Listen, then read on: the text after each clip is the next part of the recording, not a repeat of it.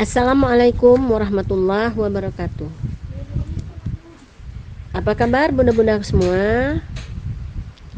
Semoga hari ini jauh lebih baik dari hari kemarin, dan semoga amal ibadah kita pada hari ini diberkahi oleh Allah Subhanahu wa taala.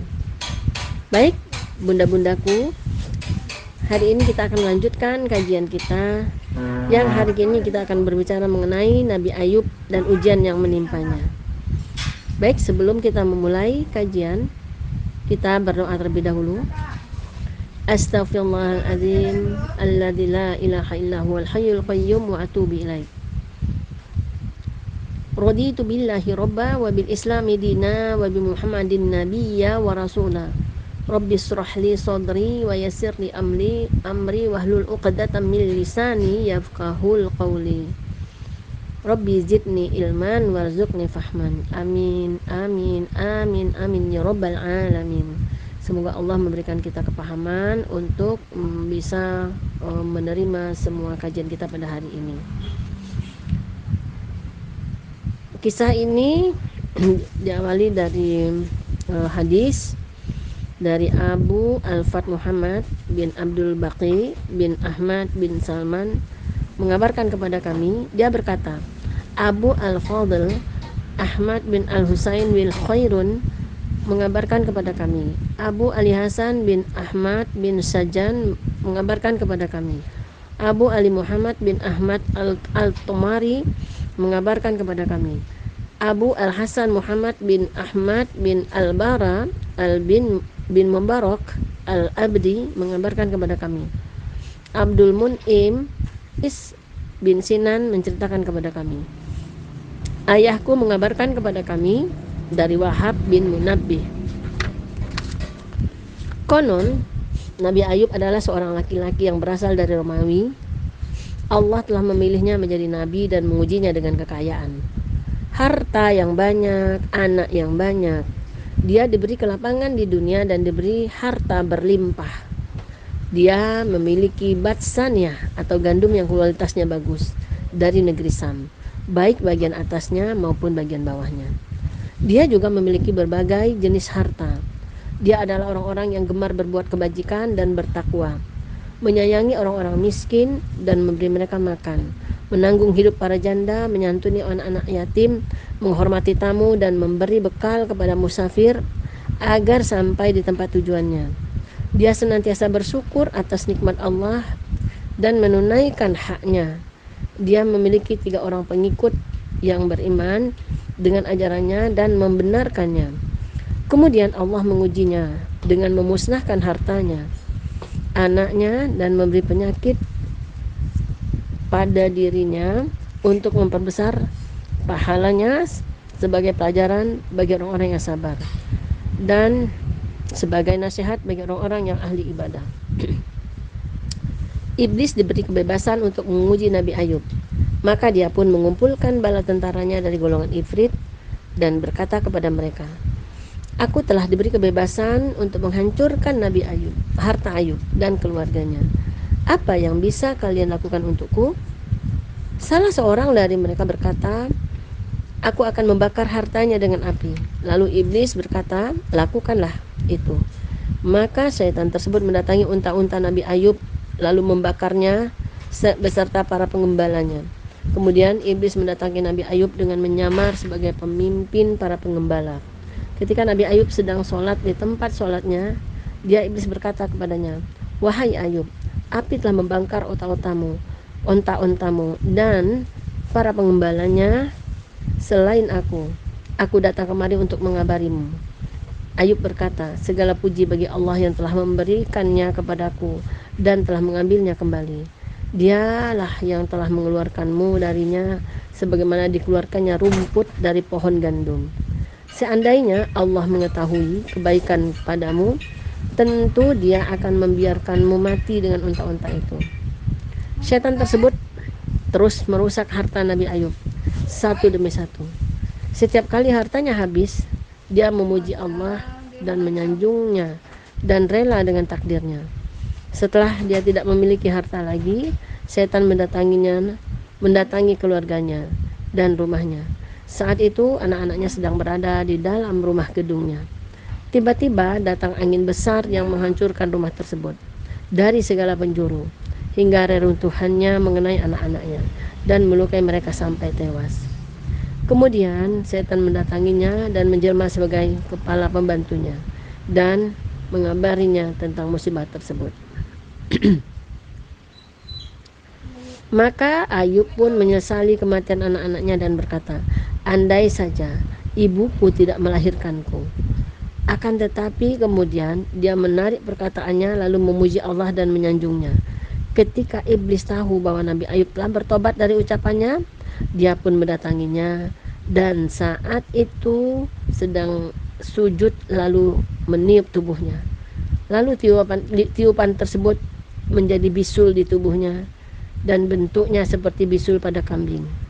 Maka Nabi Ayub menggaruk bisul tersebut dengan kukunya hingga kuku-kukunya lepas.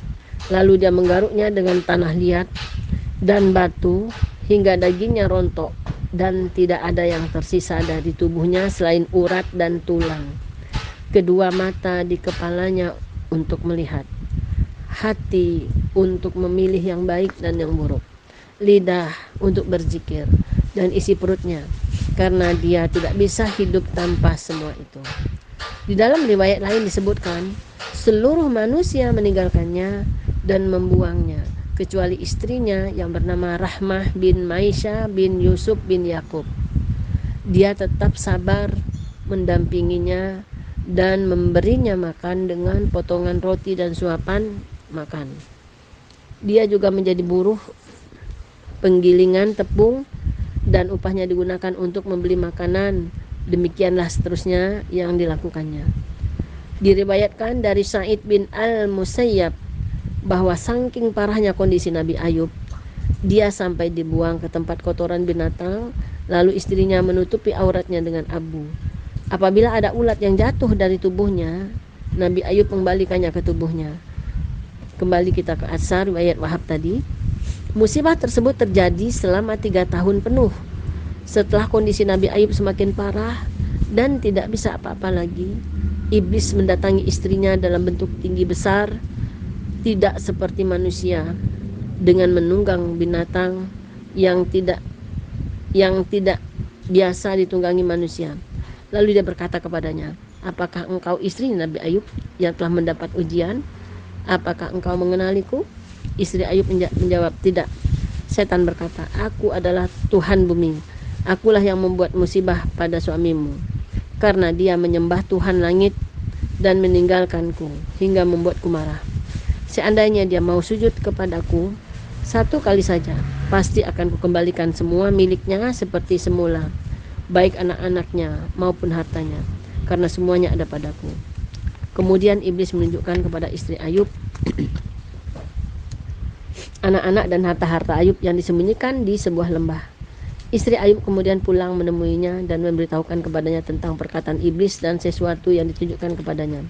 Mendengar itu, Nabi Ayub berkata, musuh Allah telah mendatangimu untuk menguji agamamu. Lalu ia bersumpah, bila dia telah sembuh akan memukulnya 100 kali. Setelah Nabi Ayub menjalani musibah tersebut, dalam waktu lama, datanglah 3 orang pengikutnya yang beriman dengan ajarannya. Salah seorang dari mereka adalah pemuda yang usianya paling muda. Ketika mereka duduk di hadapan Ayub dan melihat musibah yang menimpanya, mereka pun terheran-heran dan sangat kaget dengannya. Lalu salah seorang dari mereka berkata, kami telah melihat apa yang menimpamu, wahai Ayub. Jika kami mengatakan sesuatu, maka tidak pada tempatnya bila kami mengatakannya kepadamu. Tapi jika kami diam atas apa yang telah kami lihat, maka ini lebih berat bagi kami. Hanya saja kami berharap bahwa amalan-amalan yang engkau lakukan mendapatkan pahala seperti ini. Karena sesungguhnya seseorang hanya memanen apa yang dia tanam dan hanya dibalas dengan perbuatannya. Meski demikian, aku tetap berkeyakinan bahwa Allah adalah hakim yang tidak akan berbuat zalim dan tidak akan senantiasa memaafkan. Dia telah lebih cepat memaafkan daripada menghukum. Kekuasaannya tidak bisa diukur dan nikmatnya tidak bisa dihitung. Maka Nabi Ayub mengomentari perkataan laki-laki tersebut. Lalu yang lain berkata, apakah engkau akan mendebat Allah dalam perintahnya, ataukah engkau hendak meminta keadilan tentang hukumnya? Apakah engkau merasa dirimu suci padahal engkau berdosa? Ataukah engkau merasa dirimu sehat padahal engkau sakit? Apa yang bermanfaat bagimu bila engkau melihat dirimu sembuh, tapi dosamu masih banyak, amalmu masih membelenggu, dan Allah masih menghitung dosa-dosamu? Apa artinya engkau sembuh sementara engkau tetap melakukan dosa seperti air yang tetap mengalir di tanah yang menurun? Lalu dia mengatakan banyak hal. Lalu Nabi Ayub mengomentari perkataannya. Lalu pemuda yang hadir bersama mereka berkata, kalian semua telah berbicara sebelum aku. Memang kalian lebih berhak berbicara lebih dulu karena usia kalian yang lebih tua. Di samping itu, kalian tak lebih berpengalaman dariku dan lebih mengetahui apa yang tidak aku ketahui. Akan tetapi, kalian telah meninggalkan perkataan dan pendapat yang lebih baik dari kalian. Kalian telah meninggalkan nasihat dan wejangan yang lebih baik. Nabi Ayub lalu melakukan hal-hal yang lebih baik dari apa yang kalian lakukan. Apakah kalian tahu hak-hak orang yang telah kalian cela? Siapakah orang yang telah kalian cela dan kalian tuduh? Tidakkah kalian tahu bahwa Ayub adalah Nabi Allah dan hamba pilihannya di muka bumi ini? Allah telah memilihnya untuk menyampaikan wahyunya dan mengangkatnya menjadi Nabi. Kalian tidak tahu apakah Allah telah murka kepadanya sejak dia diangkat menjadi Nabi sampai kondisi ini, ataukah tidak? Kalian tidak tahu apakah Nabi Ayub telah mengatakan sesuatu yang tidak benar atas nama Allah selama kalian menemaninya atau tidak? Seandainya musibah yang menimpanya saat ini adalah sebagaimana yang kalian tuduhkan padanya, maka ketahuilah bahwa Allah telah menguji para nabi, para siddiqin, para syuhada, dan orang-orang soleh. Kemudian, tidak mesti musibah yang menimpa wali-walinya menunjukkan bahwa dia murka kepada mereka atau menghinakan mereka. Justru ia merupakan penghormatan dan penghargaan untuk mereka. Seandainya Ayub tidak memiliki kedudukan seperti itu dan hanya sekedar sahabat yang kalian jadikan sahabat, tentunya dia tidak akan mencela sahabatnya saat mendapat musibah. Akan tetapi ternyata dia tetap mengasihi sahabatnya dan menangis bersamanya, memintakan ampun untuknya dan bersedih karena kesedihannya. Orang yang tidak menyadari hal ini bukanlah orang yang bijak. Wahai kalian semua, takutlah kalian kepada Allah dari apa yang telah kalian katakan.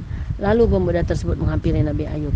Setelah selesai mengucapkan perkataannya kepada para pengikut Nabi Ayub, kemudian dia berkata, wahai Ayub, karena keagungan Allah dan karena kematianlah lidahmu tidak berhenti berzikir, hatimu tidak lupa kepadanya. Wahai Ayub, apakah mereka tidak tahu bahwa Allah memiliki hamba-hamba yang diam karena takut kepadanya, padahal mereka tidak tuli dan tidak bisu? Mereka adalah orang-orang yang fasih berbicara dan pandai, yang mengetahui Allah dan hari-harinya.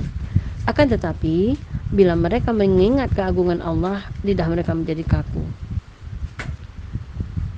kulit mereka gemetar, dan hati mereka luluh karena mengagungkan kebesarannya. Kemudian, ketika mereka telah sadar dari semua itu, mereka langsung melakukan amal-amal yang suci dan menganggap diri mereka sama dengan orang-orang yang zalim dan berbuat dosa. Padahal sesungguhnya mereka bersih dan jauh tingkatannya bila dibandingkan dengan orang-orang yang berbuat dosa. Mereka adalah orang-orang yang tidak menganggap banyak amalan mereka yang sudah banyak dan tidak ridho dengan amalan mereka yang sedikit, dan mereka tidak menunda-nunda amal baik mereka. Kapan saja engkau melihat mereka akan engkau dapati bahwa mereka senantiasa takut kepada Allah, khusyuk, gemetar, dan mengakui kesalahan-kesalahannya. Maka Nabi Ayub berkata, sesungguhnya Allah menumbuhkan hikmah dengan rahmat yang diberikan kepada anak-anak kecil dan orang dewasa. Apabila hikmah telah tumbuh di dalam hatinya, maka Allah akan menampakkannya dengan lidahnya. Dan hikmah itu tidak dilihat dari usia atau pengalaman. Apabila Allah telah memberikan hikmah kepada seseorang sejak dia masih kecil, maka kedudukannya tidak akan jauh di mata orang-orang bijak. Mereka akan melihat cahaya karomah pada orang tersebut.